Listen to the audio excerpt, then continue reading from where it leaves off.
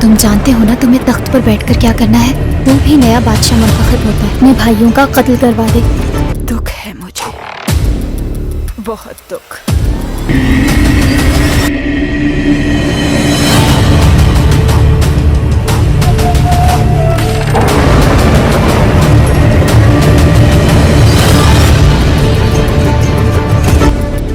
वक्त बदल चुका है और वक्त के साथ तुम्हारा मुकाम।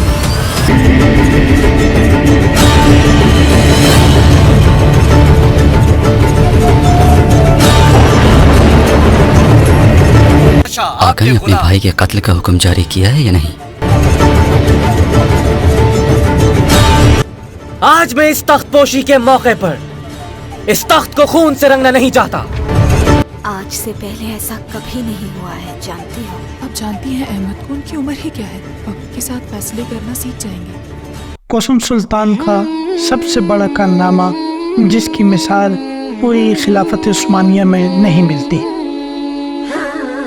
अस्सलामु अलैकुम नाज़रीन, सल्तनत उस्मानिया एक अजीम तरीन और बेमिसाल इस्लामी सल्तनत थी। इस सल्तनत में जहाँ बहादुर और ताकतवर तरीन सुल्तान आए जिन्होंने अपनी कामयाबी के झंडे गाड़े, वहीं ताकतवर तरीन ख़वातीन भी आईं जिन्होंने तारीख़ पर अपना इतना गहरा असर छोड़ा है कि तारीख़ में उनके दौर को सल्तनत ख़वातीन के नाम से जाना जाता है। गो के इस दौर में कई ताकतवर तरीन ख़वातीन आईं जिनमें हुरैम सुल्तान, मेहरबानो सुल्तान, सफ़िया सुल्तान, तौर ख़ान, खतीजा ख़ान के अलावा सबसे ताकतवर खातून कोसम सुल्तान शामिल हैं। लेकिन नाज़रीन, इन सब ख़वातीन में से कोसम सुल्तान वो वाहिद खातून है जिसने एक ऐसा कारनामा सरअंजाम दिया है जिसकी नज़ीर पूरी सल्तनत उस्मानिया में नहीं मिलती। बल्कि अगर यूँ कहा जाए कि ये एक ऐसा कारनामा था जिसको सरअंजाम देने के लिए वक्त के सुल्तान भी ख्वाहिश रखते थे, लेकिन हालात की मजबूरी के बायस नहीं कर पाए। अब सवाल ये पैदा होता है कि वो कारनामा कौन सा था। आगे बढ़ने से कबल आपसे गुजारिश है कि अगर आपने अभी तक हमारे चैनल को सब्सक्राइब नहीं किया हुआ तो हमारे चैनल को ज़रूर सब्सक्राइब करें ताकि आप हमारी सारी वीडियोस बर वक्त देख सकें।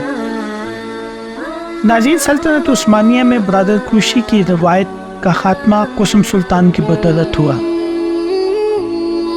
ये बरादर कुशी की रवायत कब शुरू हुई, कौन से लोग इसमें कत्ल हुए और इसको कोसम सुल्तान ने किस तरह रोका, इस बेमिसाल कारनामे को बयान करने के लिए हमें तारीख़ के कुछ औराक देखने होंगे। नाज़रीन, तफसील इसकी ये है कि सल्तनत उस्मानिया में जब कोई नया सुल्तान हुकूमत पर बुराजमान होता तो उसे कानूनी तौर पर यह हक हासिल होता था कि वह अपने बाकी भाइयों को कत्ल करती। जिस कानून या रवायत के तहत इन शहजादों या शहजादियों का हलाक किया गया उसकी बुनियाद तकरीबन 100 साल कबल 15वीं सदी में सुल्तान महमद दोम के दौर में रखी गई थी, जिन्होंने सन 1481 में अपनी मौत से चंद बरस कबल हिदायत दी थी जिसके तहत नया सुल्तान अपने भाइयों को हलाक करा सकता था। इस कानून की लपेट में पहली बार सुल्तान मुराद सोम ने 1574 में एक ही दिन अपने 9 भाई मरवा दिए और जिन्हें फिर अपने वालिद सुल्तान सलीम दोम के पहलू में दफन किया गया। उसके बाद इस कानून के तहत दूसरी बड़ी औलनाक अमवात उसी सुल्तान के बेटे सुल्तान महमद ने की थी। सन 1595 में सुल्तान बनते ही सुल्तान महमद ने 19 शहजादों को कत्ल करवा दिया था ताकि किसी किस्म की बगावत ना हो सके, और सुल्तान मुराद सोम के जनाजे के एक रोज़ बाद ही उनके 19 शहजादों के जनाजों के मौका पर इस्तांबुल के शहरियों की दुगनी तादाद बाहर आई और हर आँख अश्कबाद थी। नाज़रीन, उस्मानी सुल्तान का बेटा होना कोई खुशनसीबी नहीं, क्योंकि उनमें से एक जब सुल्तान बन जाता तो बाकियों के लिए मौत का इंतज़ार ही रह जाता। अगर सुल्तान के भाई जिंदा हों तो फौज की सुल्तान से तकाजे ही ख़त्म नहीं होते थे, और अगर सुल्तान उनकी बात नहीं मानता तो वो कह देते खुदा तुम्हारे भाई को सलामत रखे, जिसका मतलब ये बताना होता था कि वो उसे भी तख्त पर बिठा सकते हैं। इस रवायत का खात्मा कोसम सुल्तान की बदौलत हुआ, लेकिन सवाल ये पैदा होता है कि उन्होंने ये कैसे किया। قاسم سلطان کے والدہ سلطان بننے سے پہلے عثمانوی نسلوں میں بھائی تخت کی کشمکش میں مارے جاتے تھے، لیکن جب سلطان احمد تخت نشین ہوئے تو ان کے چھوٹے بھائی مصطفیٰ کو نہ صرف یہ کہ قتل نہیں کیا گیا، بلکہ سلطان کے اپنے انتقال کے بعد دماغی صحت کی کمزوری کے باوجود قاسم اور احمد اول کے بیٹوں کی جگہ شہزادہ مصطفیٰ ہی تخت پر بیٹھے۔ مورخین کا خیال ہے کہ بھائیوں کے قتل کا سلسلہ ختم کرنے کی کوشش اور خاندان کے سب سے بڑی عمر کے شخص کو تخت پر بٹھانے کی اس پیش رفت میں بھی قاسم سلطان کا اہم کردار تھا، کیونکہ قاسم سلطان تاریخ سے واقف تھی اور انہیں سمجھ تھی کہ اگر تاریخ دہرائی گئی اور سلطان احمد نے اپنے بھائی کو قتل کر دیا تو پھر سلطان احمد کے بعد جب ان کا بیٹا عثمان دوم یا کوئی اور بیٹا تخت پر بیٹھا تو ان کے باقی بیٹوں کی زندگی بھی خطرے میں ہوگی۔ انہوں نے غالباً اسی خطرے کے پیش نظر کہ ان کے بیٹے ایک دوسرے کو نہ ماریں مصطفیٰ کی جان بخشی اور خاص طور پر بعد میں ان کی تخت نشینی کی حمایت کی۔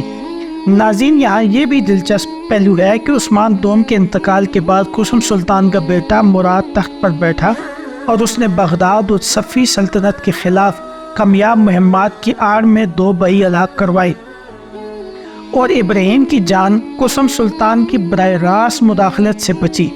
قاسم نے مراد کو سمجھایا کہ ابراہیم تو ذہنی مریض ہے اور اس کے لیے بالکل خطرہ نہیں ہو سکتا۔ قاسم سلطان نے جب اپنے ایک بیٹے سے دوسرے بیٹے کی جان بخشنے کے لیے کہا، شاید انہیں خود اندازہ نہیں تھا کہ یہ اقدام سلطنت عثمانیہ کے مستقبل کے لیے کتنا اہم ہے۔ عثمان دوم اور مراد چہارم کا جب انتقال ہوا تو ان کی جگہ لینے کے لیے ان کا کوئی بیٹا نہیں تھا۔ اس وقت عثمانی خاندان کا واحد وارث شہزادہ ابراہیم ہی تھا۔ یوں اس کبیر رسم کا خاتمہ ہوا۔ ناظرین، اہل یورپ خرم سلطان یعنی حریم سلطان کو سب سے زیادہ طاقتور مانتے ہیں، جبکہ ترکوں کے نزدیک قاسم سلطان عثمانی خاندان کی سب سے طاقتور ترین عورت ہے، کیونکہ قاسم کی بدولت ہی برادر کشی کی روایت کا خاتمہ ہوا۔ اگر آپ کو ہماری ویڈیو اچھی لگی ہو تو ویڈیو کو لائک ضرور کریں اور کمنٹ میں اپنی موجودگی کا احساس دلائیں اور ہمارے چینل کو سبسکرائب ضرور کریں۔